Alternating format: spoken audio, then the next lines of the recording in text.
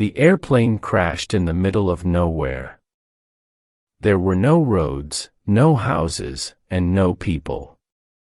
There was only bush and rocks as far as the eyes could see. Only 2 children survived the crash.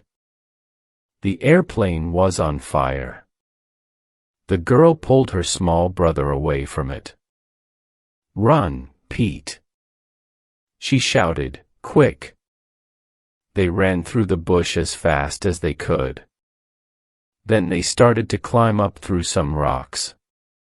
Near the top they stopped and looked down. From the rocks they watched the fire. "Where are we?" asked Peter. The girl didn't answer. She didn't know. They were lost in the Australian desert. But she couldn't tell Peter that. 2,500 kilometers away in the big city of Adelaide. Uncle Keith was at the airport.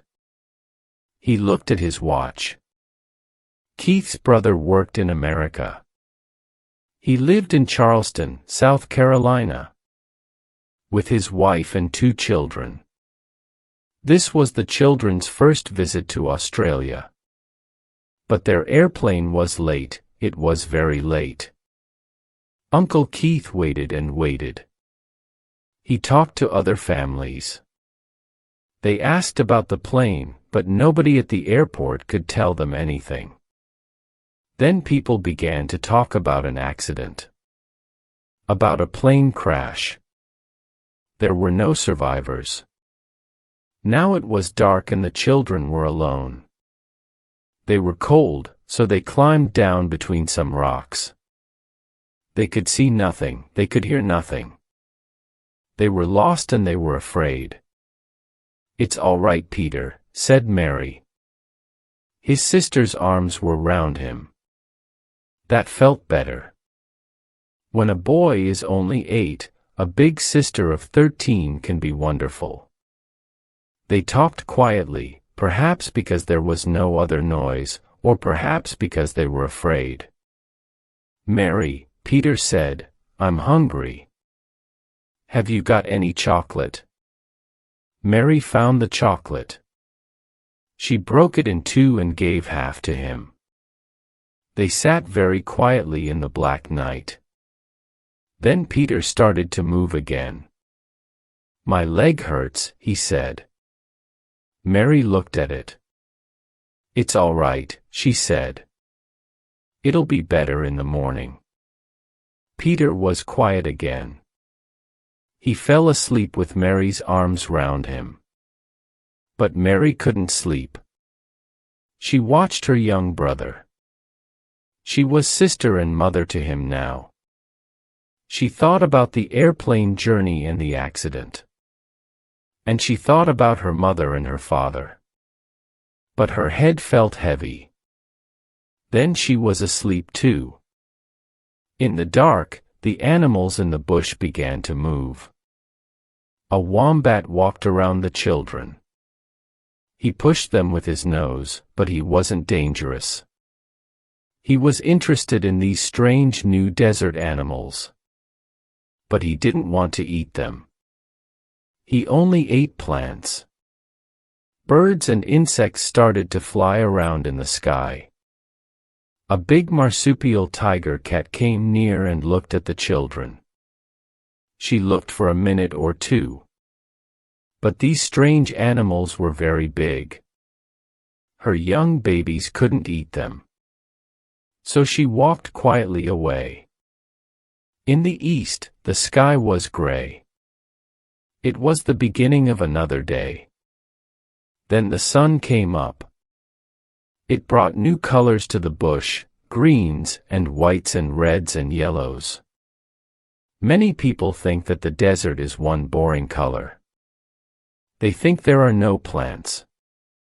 But here in the Australian desert, there were beautiful plants in many different colors. The children slept through the wonderful early morning. A large gray bird, a kookaburra, sat in a tree above the children. He wanted food, a small animal or some insects. But on the rocks below him, he could see only two very large animals. They were different from the other desert animals. He wanted to tell every animal and bird in the desert about them. He opened his mouth and made a loud noise. It wasn't a song because the kookaburra doesn't sing. The girl opened her eyes and looked up. She was afraid, but then she saw the bird. So it was only a bird. She laughed and looked at Peter. Good. He was asleep. He couldn't hear the bird. Peter looked small and thin and very, very young. She loved him very much. When he wakes up, he'll be hungry. What can I give him? She thought. There was more chocolate, but there wasn't very much, and that was all. She got up and looked round.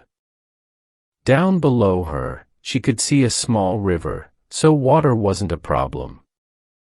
But how could they find food? What could they eat? People died without food. She looked at the kookaburra. He made another loud noise. Not me, he said. Then he flew away, up into the sky. There were other birds, big white cockatoos in the trees, and smaller birds near the river, on the rocks and in the water. They played happily. Mary felt hot and her dress was dirty. She wanted to go down there and swim with them. She looked round her. Peter was asleep. There were no other people there in the bush with them. Nobody could see her. She undressed and went down to the river. The green water was wonderful and clean. She laughed and played. She swam under the water so the birds could see only her long hair. She was happy again. It was now warm and sunny and light. Her brother heard the sound of water and opened his eyes. Where am I? For a minute, he was lost.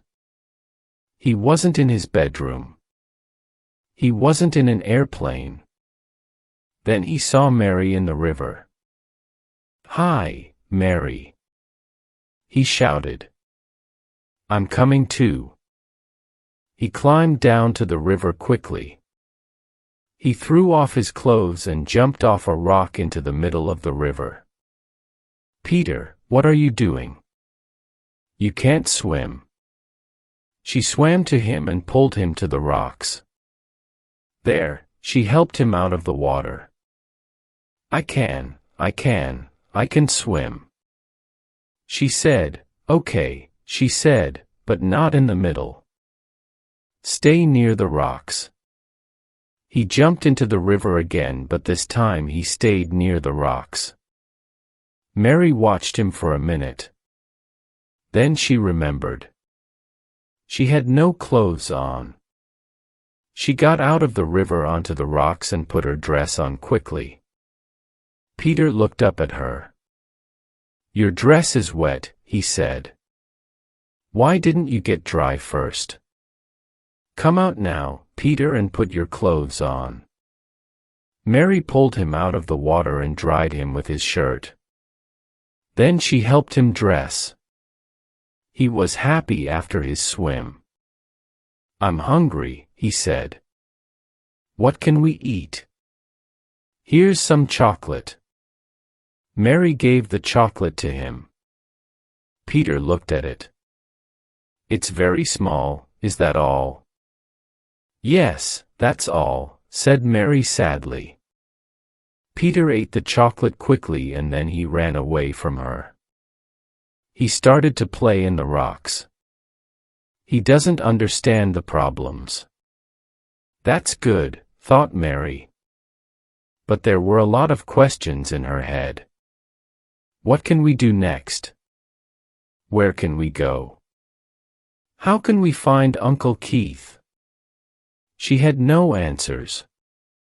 Mary, Mary!" Peter shouted.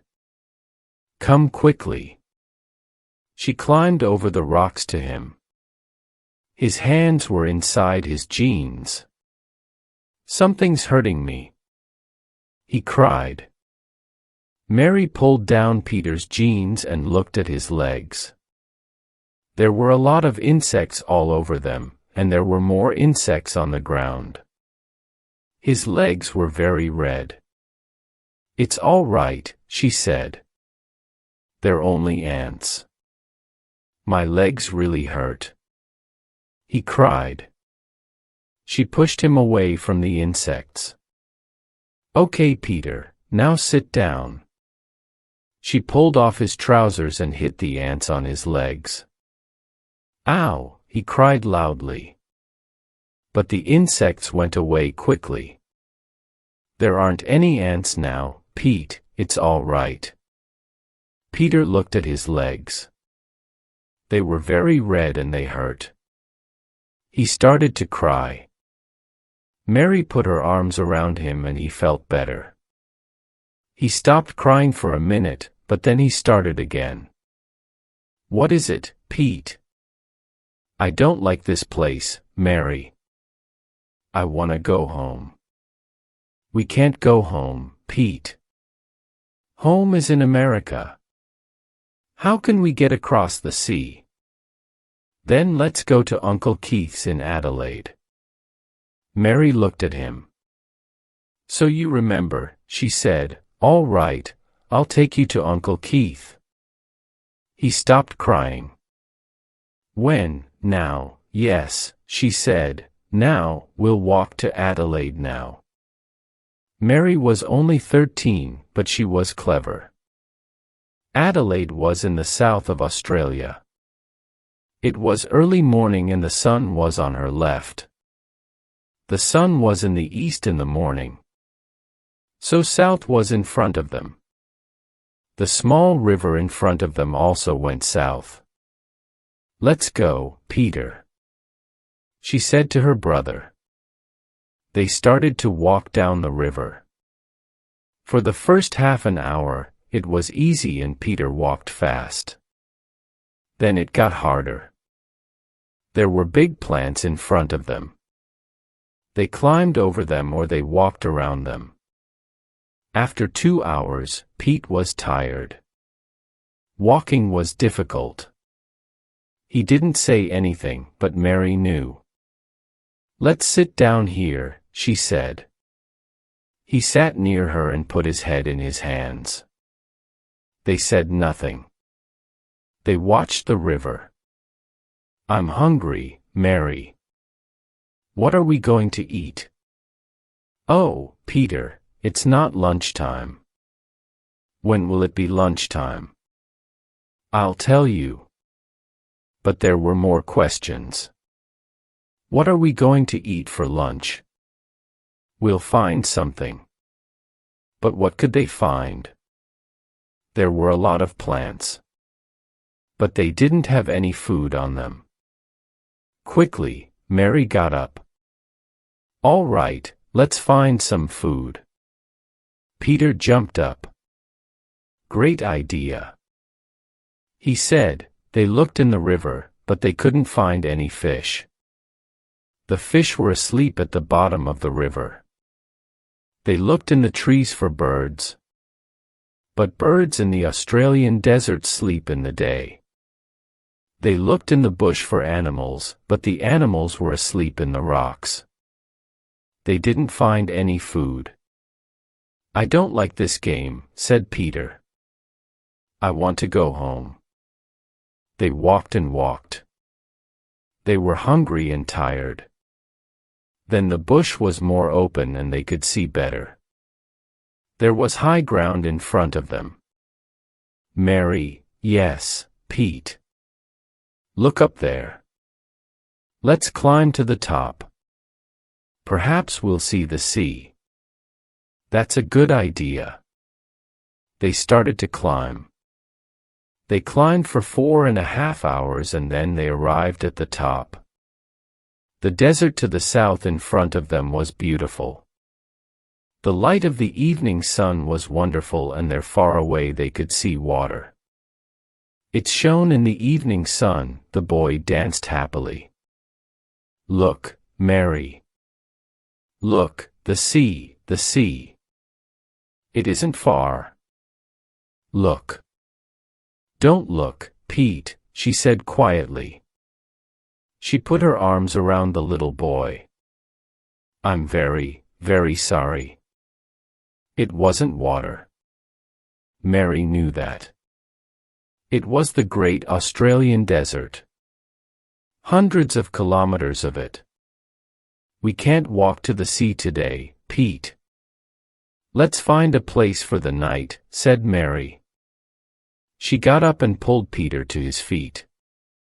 We'll walk to the sea tomorrow. Tomorrow we won't be hungry. The next morning Mary woke up first. She looked up at the birds in the sky. Then Peter woke up too. Mary, let's go. Let's walk to the sea. First we have to look for food, said Mary. We have to take some food with us on our journey. Good idea, said Peter. I'm very hungry.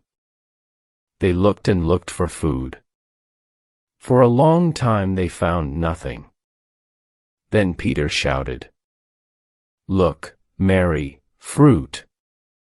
There was a tree with round balls of fruit on it. Some of the balls were green and some were red. Mary thought carefully for a minute. You could get ill from some fruits, but they had to eat. She ran to the tree. She ate a green fruit and it was good. Then she ate a red fruit. It was better. Try these, Peter. They're nicer. The children ate and ate. That's good, said Peter. I'm not thirsty now. We don't have to carry water. We can take some of these with us. Mary pulled her skirt up in front of her. She took some fruit and put it there. Peter began to find more fruit too. He went from tree to tree. Mary, somebody's here, he called back to her. Don't be stupid, Peter. I'm not stupid. Somebody's watching us. Mary turned round. Her mouth fell open and she put her hand up to her face. There was a boy very near them, only a meter away. He was black and he was naked. Mary started to run away, but then she looked again. The boy was young and friendly. He smiled, so perhaps he wasn't dangerous. At home in South Carolina there were black Africans. But this boy was browner and his hair was different. He had big blue-black eyes and he had a baby wallaby in one hand. Peter and Mary looked at the boy for a long time. And he looked at them. Nobody spoke and nobody moved. They waited and waited. They were from different worlds. Peter and Mary came from a big city. Their people looked after them. The bush boy lived in the desert. It was his home and he understood it. The bush boy put the wallaby on the ground. It was dead. He smiled. Wuramgala, where do you come from?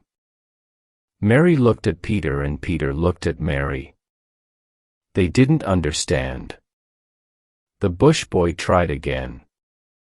Wuramwa, where are you going? We don't understand you, boy, said Peter. But we're lost. Show us the way to Adelaide. Uncle Keith lives there. Which way do we go? The black boy smiled again and Peter smiled back. The boy went to Peter and felt his face. Then he put his hand on Peter's hair. Then he felt his clothes, the shirt and the jeans. Those are trousers, boy. Why haven't you got any? You're naked. It's not right, aren't there any shops here? But the bush boy was too busy. He didn't listen. He looked at Peter's shoes. Then he turned to Mary. Mary wasn't very happy. At home in Charleston, South Carolina, no black person came near white people. But a lot of people in Charleston had strange ideas, and this boy didn't look dangerous. So it was okay. She didn't move. The bush boy felt her face and her arms too. And he felt her clothes. Then he looked at her carefully for a long time. Mary waited. He'll finish and then he'll go away, she thought. Peter waited too. First, he waited quietly and watched the bush boy. Then he began to kick the ground with his feet. Suddenly his face changed color. It went very red. He put his hand to his nose. He shut his mouth and he made a strange noise. Mary turned round. "Peter, what are you doing?" asked Mary. Peter put his face in his hands. But nothing could stop him now. Suddenly there was a loud noise. Peter sneezed and then he sneezed again very, very loudly. "Stop it, Peter," said Mary. She was angry because she wasn't in charge now. Behind her there was a different noise. The bush boy laughed. He laughed because Peter's sneeze was a very big sneeze from a very small boy. Then Peter laughed too. The two boys fell to the ground. They kicked their legs and moved their arms. They couldn't stop. They laughed and laughed. Mary watched them. She wanted to laugh too, but she was too old for that. So she went to Peter. "Stop that now, Peter." Peter sat up and looked at her. The bush boy looked at her too. Slowly he got up and walked back to his wallaby. He took it and walked quietly away. He went down the hill. Then he went behind some trees and they couldn't see him. "Mary," Peter cried. "What did you do?" "Look, he's going." Mary was quiet. She was afraid of the bush boy because he was naked. And she didn't want help from him. It was wrong. At home in South Carolina, you didn't ask a black boy for help. But he was the only person there and perhaps he could help them. Peter was younger and life was easier for him. He liked the bush boy and they had to have help. He jumped up and down. "Mary, let's go after him. Let's find him." He ran quickly through the bush. "Peter, wait," Mary called after him. But Peter didn't stop. "Hey, boy," he shouted. "We're coming too. Wait for us, wait for us." The bush boy turned and waited. "Hey, don't leave us," said Peter. "We want food and drink in Adelaide." "Where's Adelaide?" The black boy didn't understand but he laughed. Peter tried again. "Look, boy, we're lost. We want water. Do you understand water? Water, water, water." He made a cup with his hands and took them up to his mouth.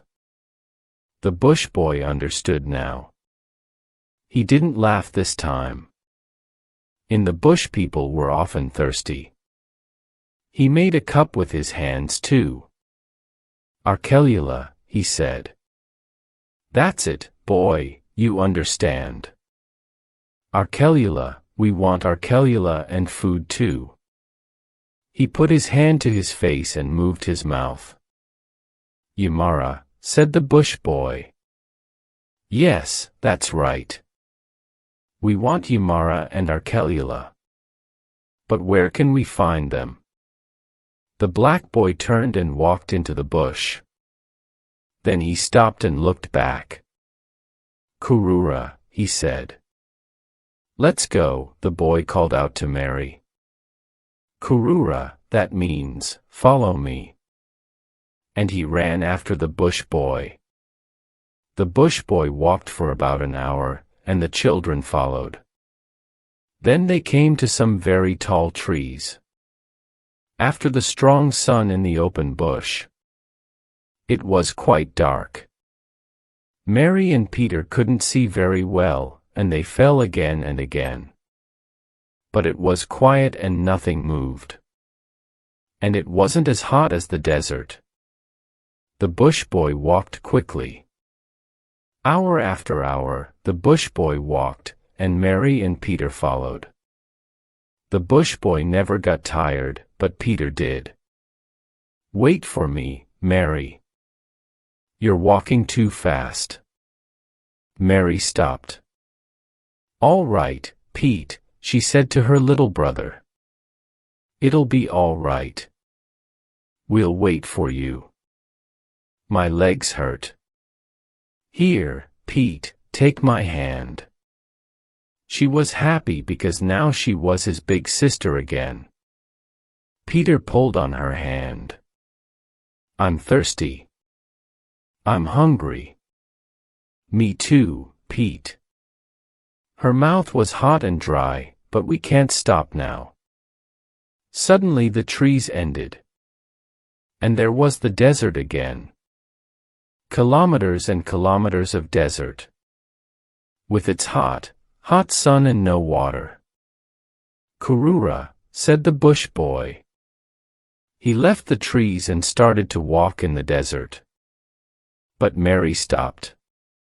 "Where's the food? Where's the water? It's too far for us. We'll never find it." She sat down under the last tree before the desert. And Peter sat down next to her. The bush boy came back. He spoke quietly in his strange language. But they understood. "You have to follow me or you'll die. There's water. It's not far now. Look over there." With his hand, he showed them some rocks and a small hill. "But that's a long way," said Mary. The desert was hot, but here under the trees, it was nice. It was easier to stay here. And was the bush boy right? Was there really water in those rocks? In the middle of the desert? "Arkelula," the bush boy said again and again. Mary looked harder.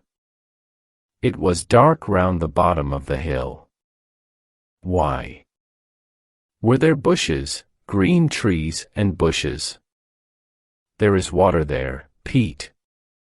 Trees are only as green as that when there's water." She jumped up and the three children walked out, into the desert. The sun went down before they arrived at the hill. But there was a little light. And they could see the green bushes. They walked through them. "Arkelula," said the bush boy and smiled. Mary and Peter were excited. They could hear water. It was very near. Peter wasn't tired now and he ran in front of them. "It's water, Mary." "Water," he shouted. "Arkelula," said the bush boy again. Peter was on the ground with his head in beautiful, clean water. Mary sat down on the ground next to him. And the two white children drank. They drank and drank. The water was good, but it was warm. The bush boy sat next to Mary. With his hands, he took water from the bottom of the river. Mary did the same. Now the water was colder and better. The bush boy drank only a little. Then he stood up. He climbed up the hill and sat on a rock. He was interested in the children. He watched them carefully. They were strange. They didn't know the desert. They didn't know anything. Where were they from? Why were they here?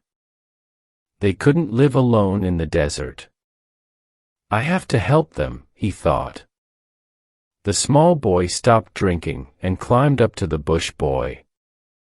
The rocks were big and it was difficult for him. The bush boy put out his hand and helped him up. Peter sat down and looked at the wallaby. He felt it with his hands. Eat, he asked. Yumara. The bush boy smiled and got up. He climbed down from the rocks. He looked at different rocks and stopped. In front of a big flat piece. Then he found some wood. Peter watched, but he didn't understand. Lorana, said the bush boy. He began to build a fire. I know. Peter was excited. Fire, you're going to make a fire. Lorana, said the bush boy again. Okay, Lorana, you're going to make a Lorana. I'll help. The bush boy found more wood and Peter helped him, but Peter stopped suddenly. How can we light a fire? He asked. When we haven't got any.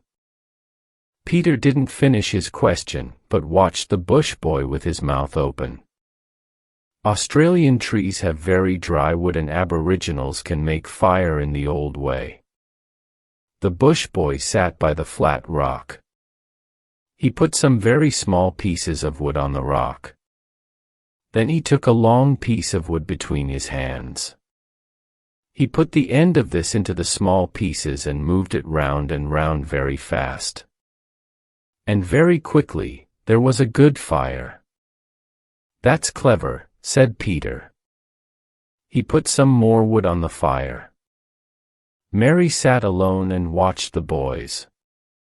Peter followed the bush boy everywhere. He didn't want her now. Boys didn't want to be with girls. Why can't I be a boy too, she thought. She watched the smoke from the fire, sadly. The boy took the wallaby and cooked it slowly on the fire. An hour later, they sat down near the fire and ate it. A dingo sat on a rock only 10 meters away and watched them. There was a lot of meat and they ate it all. There wasn't any meat for the dingo. Now they were tired. The bush boy put some water on the fire. Then the 3 children slept. Mary woke up first before the sun was up. She watched the sky. What was up there? Another life. Life after death. Heaven. She didn't know. She looked at the naked bush boy and then looked away quickly. Why am I not a boy too? She thought. Life is easy for boys.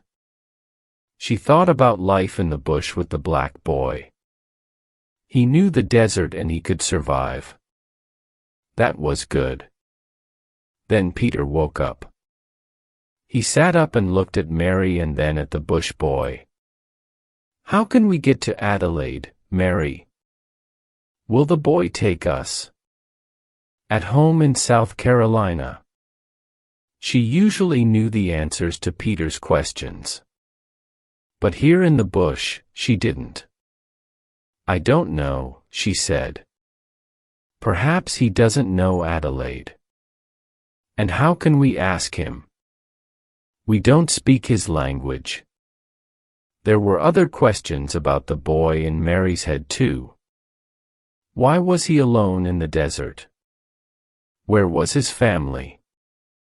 What was best for her and Peter? She didn't have any answers. "Let's wait and see," she said to Peter. "I'm not in charge now," she thought.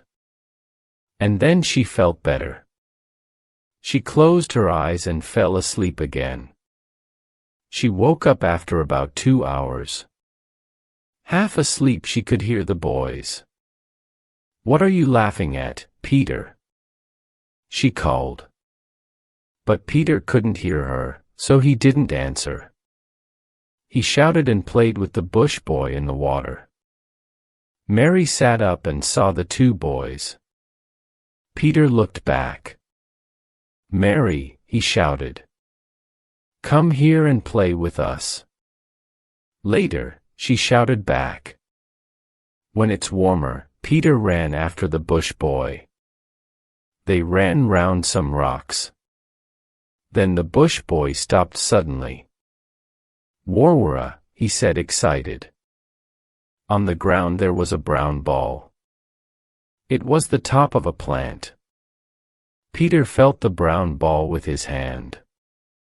"Yamara?" he asked. The bush boy smiled. Yes, it was food. He pulled the strange plant out of the ground. The bottom of the plant under the ground was green, and there was also a pretty flower. The bush boy was happy.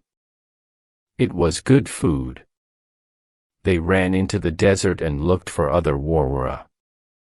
Mary waited alone. Then she went down to the river. She swam and played in the water. Half an hour later, she heard the boys. They were back. She got out of the water quickly and put on her dress. The boys had 20 or 30 warwara in their arms. But now, Peter was naked too. "Peter, where are your clothes?" "Oh, Mary, stop being big sister. Do this, do that." "Peter," she said, "come here." She had her brother's trousers in her hands. "Oh, Mary, it's too hot. I don't want any clothes." "Put them on," she said. Peter wasn't happy, but he went to Mary. He looked at her. "Okay," he said. "I'll wear the trousers, but not the shirt." Later they found wood and made a fire. The bush boy taught Peter to move the big piece of wood fast on the small pieces. Peter tried very hard. It took a long time, but in the end, the fire was red. "It's easy," Peter shouted happily. They cooked the warwara and they were very good. Mary watched the black boy. He was clean and strong. That was good. But why was he naked? Where were his clothes? She didn't understand. Everything was different in her world in South Carolina. After the food, they felt good. Peter put his hands on his stomach. It was very big now and he started to laugh. The bush boy laughed and put his hands on his stomach too. Then he stood up and started to do an Aboriginal dance. First it was slow, but then it was faster and faster. And then it was stranger and stranger. He danced round and round the fire. Then he stopped in front of Mary.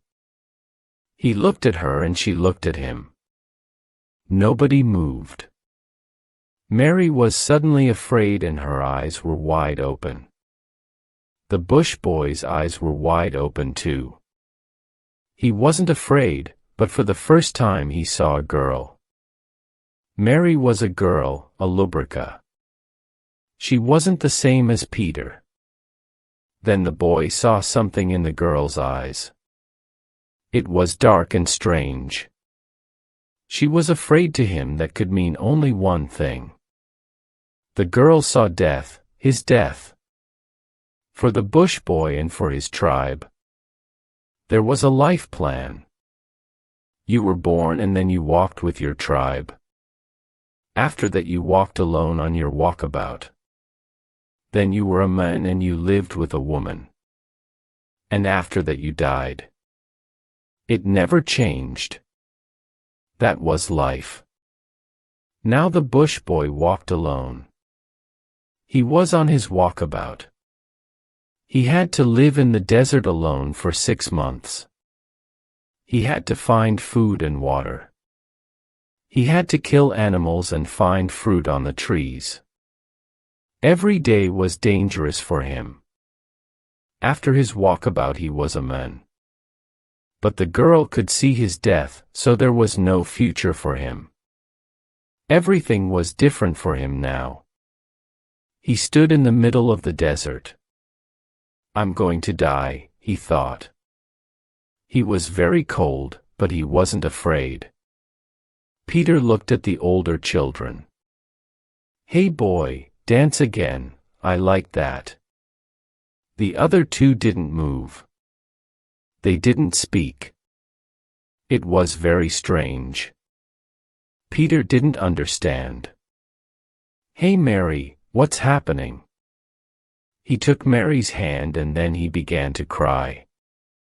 The bush boy looked at him. So Peter could see his death too. He turned and slowly walked into the desert. The children watched him. Mary's face was white. Peter was afraid. Mary, he's leaving. What'll we do? He cried. He ran into the desert after the bush boy. Hey boy, stop, come back, come back. The bush boy didn't hear or didn't listen. But Peter ran after him. Don't go, he shouted again. The bush boy stopped and put his hands on Peter's head. He pushed him away and started to walk again. But Peter followed him. Don't go, he said again and again. The bush boy stopped. He turned round and looked at Peter. When Peter sees my death in my eyes, he'll run away, he thought. Then I can go. But Peter took the bush boy's hand. He looked at him and smiled. That's strange, thought the bush boy. Perhaps I'm not going to die. Perhaps I'm wrong. He turned round and looked at Mary. Perhaps she's wrong. Perhaps death isn't coming for me now. Perhaps it's on its way to other tribes. He walked back to Mary, but she moved away. She was afraid. He saw it in her eyes. So I am going to die, he thought. Perhaps not today, not tomorrow, and not the next day. But before the rains come. The bush boy thought about the two children. They didn't know the desert, and they couldn't find food without him. They'll die too, he thought. Then he had an idea. He had to take the children to the rivers. Under the mountains. That was the end of his walkabout, and a good place for them. There was water and food. There were white people not far from there too. How much time did they have? Not much perhaps. They had to go quickly. He put out the fire and took the warwara in his arms. Kurura, he said. He walked into the desert. Peter followed, but Mary didn't move. Then she got up. Where's he going? I hope he knows, she thought. And she started to follow too. They walked in the desert for a long time. Up and down, over big rocks and across dry rivers. They went through tall trees and thick plants. It was hot and dirty, but the colors were beautiful. Yellows, greens, and reds. The bush boy never stopped or looked back. He knew the way. Then the desert was suddenly more friendly. The trees were taller and there were a lot of birds. And a river. It was midday and the sun was very hot. The boys drank water from the river with their hands. They put their heads in the water. Mary drank too, but she didn't go near the bush boy. When he looked at her, she looked away. "What's wrong, Mary?" asked Peter. "Why are you afraid?" Mary didn't move and she didn't say anything. Peter didn't understand, but Mary was strange sometimes. Girls were often strange. He went to the bush boy and sat next to him. They ate the warwara. Peter gave some to Mary and she ate them too. It was very hot. So they stayed under the trees near the water. For 3 hours. Then the bush boy got up and started to walk again. He usually walked 45 kilometers in a day. But Peter got tired quickly. So they only walked 25. On the way, the bush boy killed a big buster and they ate it for dinner. Then they felt sleepy. That night it was cold, but the rock stayed warm. From the sun. So each child found a big flat rock, but Mary couldn't sleep. "Peter, yes. Come and sleep next to me, please." "Why?" "I'm cold." "Okay." He fell asleep next to her, but Mary watched the bush boy. "I won't close my eyes. I'll watch him all night," she thought. But she was very tired, and of course she fell asleep. The bush boy didn't sleep. Hour after hour, he stood there on the rocks. He looked out at the desert. He didn't move and he didn't make any noise. The children walked the next day. And the next day and the day after that. They stopped for the wee hours at midday, when the sun was very hot. They found food, plants, fish, and small animals. They made fires and cooked their food. They swam in rivers and they slept on rocks or under trees. Peter talked to the bush boy. He learnt more of the bush boy's language. He showed him a rock. "What do you call this?" he asked. "Garsha," answered the bush boy. "Garsha, Garsha," repeated Peter. On the 4th day, it was very dry. And they didn't find any water. Peter walked slowly. He didn't feel very well. Then he sneezed. The bush boy began to laugh again. He remembered Peter's first sneeze. Peter sneezed again. "You've got a cold, Peter," said Mary. "I know," said Peter through his nose. He sneezed again. He sneezed all day and his nose was red. Aboriginals never sneezed and never caught colds. The bush boy didn't understand.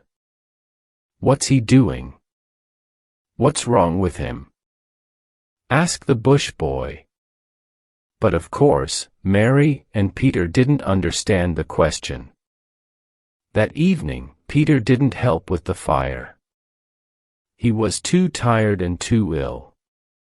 Mary put her arms round him and in a minute, he was asleep. The bush boy cooked food for the two of them. Then he put out the fire. He was happier. The two children walked well and it was not far now. He found a place to sleep. But suddenly he sneezed. He put his hand to his face. It felt hot. That was very strange. Perhaps he was ill too. In the morning, Peter felt better. He got up and looked for the bush boy. He saw him in the rocks and went down to him. The bush boy stood near some water. He had a large round rock in his hands. He looked at Peter and smiled. "Yerawa," he said, excited. Peter looked. There were a lot of fish in the water. "Is that Yerawa?" he asked. There were thousands of little fish. They swam very fast. "Yerawa," said the bush boy again. "But how can you catch them?" asked Peter. The bush boy smiled again. He threw his rock into the water as hard as he could. The rock hit the water with a loud noise. The water came up round the two boys and over them too. But on the top of the water, Peter saw the fish. Now they didn't move. "Are they dead?" he asked. But of course they weren't. The bush boy jumped into the water. He took a lot of the fish and threw them onto the dry rocks. Then he climbed out of the water. He hit the fish on the head with a rock. He gave some fish to Peter and he carried the other fish. They took them to Mary and cooked them for breakfast. They couldn't eat them all. So they carried some for their dinner later. That evening they sat round the fire and ate yerawa. Then the bush boy suddenly got up and started to dance. He danced round the fire. He danced very fast. Then suddenly in the middle of his dance, he sneezed. He sneezed again and again. He felt weak and ill, so he sat down. He put his hand to his face and it was hot and wet. But he also felt very cold and now he was afraid. "This is the end," he thought. "I'm going to die now." Peter and Mary watched the bush boy. "What's he doing?" asked Peter. "I don't know," said Mary. "It's very strange. Perhaps he caught your cold." Later, when it was dark, Peter and Mary slept. But the bush boy stood on the rocks and looked out at the desert again for a long time. The fire was warm and he tried to sleep near it. But he sneezed often and he was very cold. He couldn't get warm. In the morning he didn't make a fire, and there wasn't any breakfast. "Mary, is he ill?" asked Peter. "No, he's not ill," answered Mary. But she didn't really know. Peter went to the bush boy. "Hey boy, are you okay? Let's go, Adelaide, remember? We have to go to Adelaide." The bush boy stood up slowly. Yes, Peter was right. They had to leave. They walked all morning. Nobody said a word. They stopped for lunch and the bush boy found some eggs. 14 big birds' eggs. The children cooked and ate them. The bush boy didn't eat. Then they were thirsty, but there wasn't any water. The bush boy was tired and weak. He didn't move for a long time. Then he got up and started to walk again. That night, Peter and Mary found wood for the fire. Next morning, Peter woke first. He walked down the rocks to the river and had a good swim. He climbed back to the others. "I'm going for a swim too," said Mary. "Can you start a fire, Pete?" "Yes, of course." Peter walked to some trees and began to find wood for the fire. Mary had a long, long swim. The bush boy woke up alone. He felt very weak. "I'm going to die," he thought. "But first, I have to ask the children for help. It's very important." They're my friends, but they don't understand. So I have to teach them about death in my tribe. He heard Mary in the river below and walked down to her. She was in the water and she was naked, without her strange clothes. He watched her long hair in the water. It was very beautiful. Suddenly, Mary looked up and saw him. She was very afraid. She moved away and she found a small rock.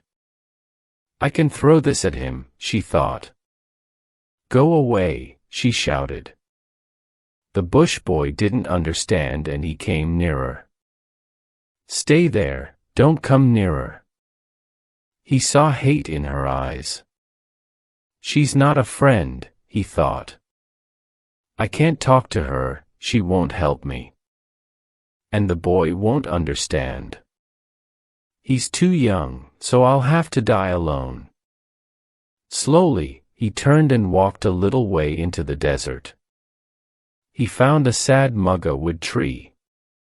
This is a good place, he thought. I'll die here. And only the great red flowers of the mugga wood tree cried for him. Mary went back to Peter. She started to put out the fire. Hey, said Peter. Don't do that. We're going to have breakfast. There isn't any breakfast. What do you mean? Listen, Peter, she spoke very quietly. There isn't any food here. Let's go. What's wrong with you, Mary? Why do you want to go now? The boy will get us some food. Listen, Pete, please, let's go. You and me will be okay. Peter's mouth fell open. We can't leave the boy. He doesn't want to come, Pete. I know he doesn't. I asked him. You didn't, said Peter. You can't talk the boy's language. I'm telling you, she said. That he doesn't want to come. I know. In South Carolina, Peter was never difficult. But now things were different. I'm going to ask him, he said. He ran to the bush boy. Pete, come back, shouted Mary. But Pete didn't stop. Mary sat down sadly by the fire. After about 10 minutes, Peter came back. Mary, the boy's ill, really ill.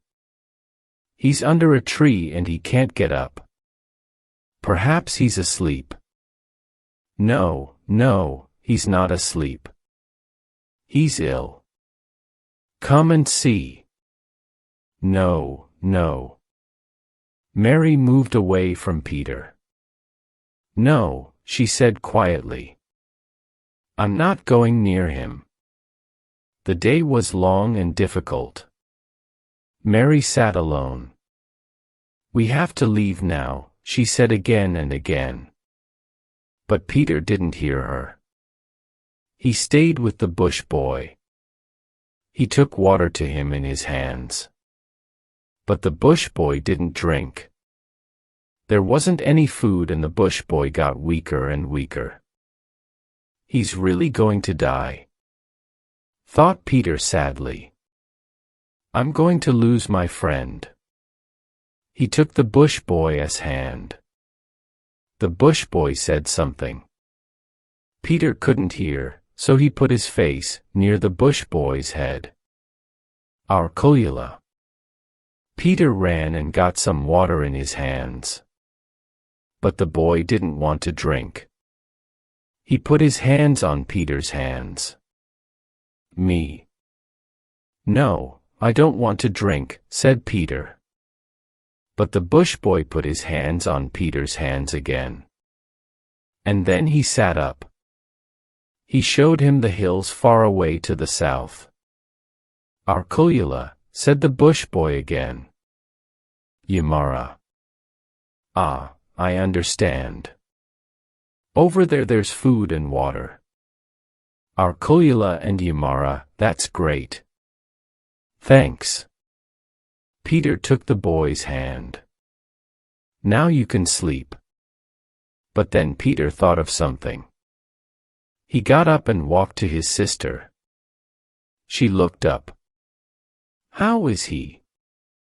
I think he's really dying, said Peter. Oh, no, no, no, no. Mary put her hands over her face. Peter looked at her. Then he remembered his question. Do you think he'll go to heaven, Mary? I mean, he doesn't go to church. So perhaps he can't go to heaven. Is he really ill, Pete? Yes, come quickly, come and see. Mary said nothing. She looked at Peter. Then she looked down at the rocks. And she looked at the hills far away. Then she said slowly, Okay, I'll come. They walked to the bush boy's tree. She looked into his face. You're right, Pete. He's dying. What'll we do? She sat down and took the bush boy's head in her hands. She put her hands on his face. The bush boy opened his eyes and looked at her. Then he smiled. Mary suddenly understood a lot of things for the first time. I was very stupid, thought Mary.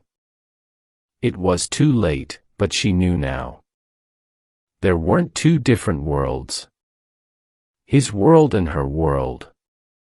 There was one world for everybody. The bush boy died early in the morning. The desert was asleep. Nothing moved, not the animals, not the plants. Not Mary.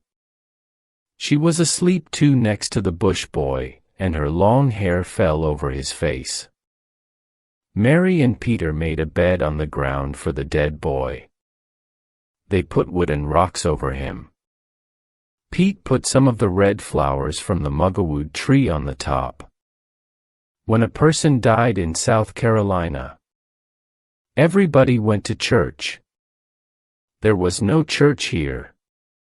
But they stayed quietly with the dead boy for a short time. They sat near him, but they said nothing. Then Peter stood up. He was in charge now. Let's go, he said. Kurura, where to? Over the mountains. Is that the right way, Pete? Mary asked. Yes, the boy told me. Over the mountains, there's food and water. All right, she said. Let's go.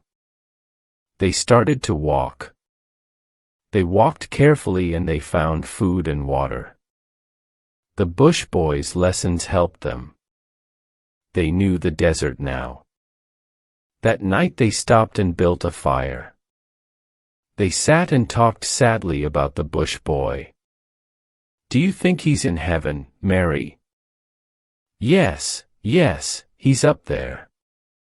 I think he's watching us.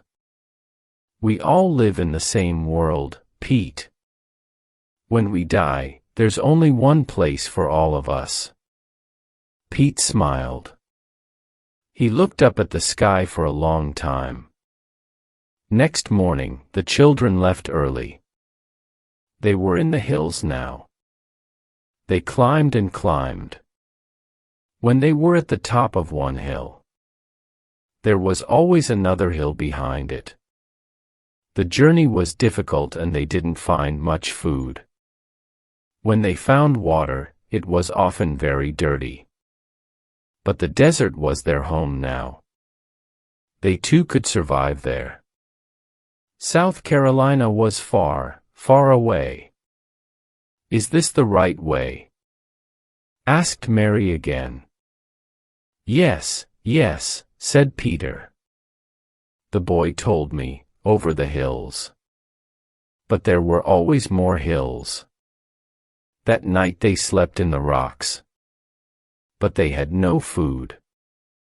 Then the next day, after 3 hours, they came to the last hill. They were at the top. "Look, Mary, Yamara, and Archilula," said Peter excitedly. The boy was right. At the bottom of the hill, everything was green. There was food and water below. Hand in hand, the children started to run down the mountain to the rivers, the trees, and the green plants. The country was very beautiful. It was wonderful after their difficult life in the desert. There was food everywhere and a lot of water. There were birds in the trees and fish in the rivers. The plants and the trees had fruit on them. The children were a little afraid of the big, tall, dark trees. But then they began to play in them. Peter climbed up a tree. "This is great," he shouted to Mary. And then she climbed the tree too. They played all day and they were friends again. On the third day, they saw a koala in a tree. It was a mother koala with her baby. Pete went up into the tree. He took the baby from the mother and gave it to Mary. "There now, play with that," said Peter. The mother koala started to make strange sounds. She wanted her baby. "Oh, Peter, how could you do that, you bad boy?" She tried to give the baby back to its mother. But it caught her dress. It pulled and pulled. Mary's dress came off and fell to the ground. "Oh, my dress," said Mary. She laughed.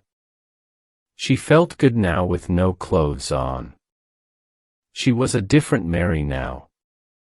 "I never want to leave here," said Peter on the 6th day. The children played and played. They swam for hours in beautiful blue water. They forgot Adelaide and Uncle Keith. And they forgot their old life in South Carolina. Mary sometimes thought of home in Charleston, but not often. They were very, very happy.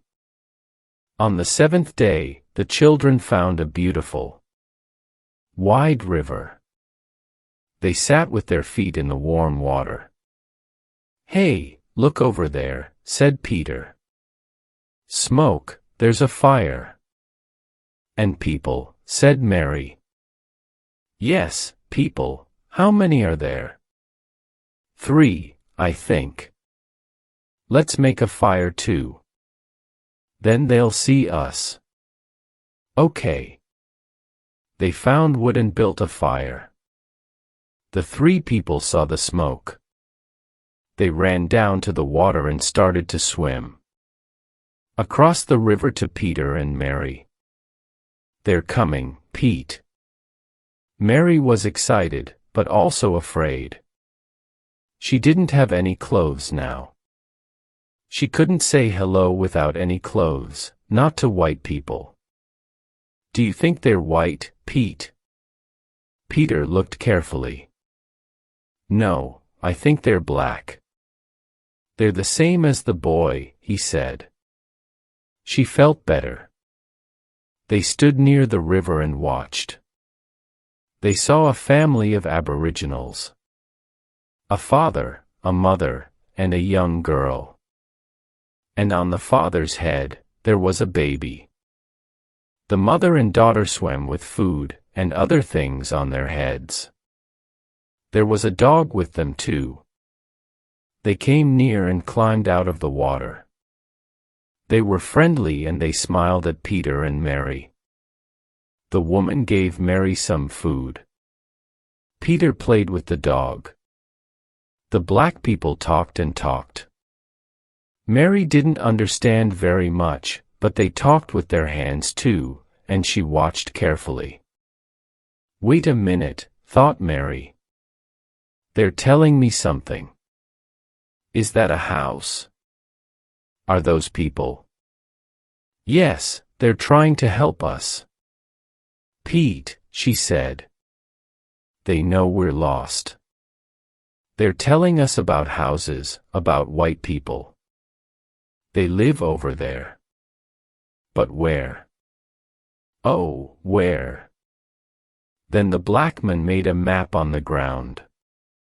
He showed her a mountain, a road, and a house. He showed her a place for the night. They could sleep there. And he showed her food and water. It was 2 days' journey. Mary looked at the map and laughed. What's funny? Asked Peter. She showed him the map. Look at this map. Why do we use language? She said.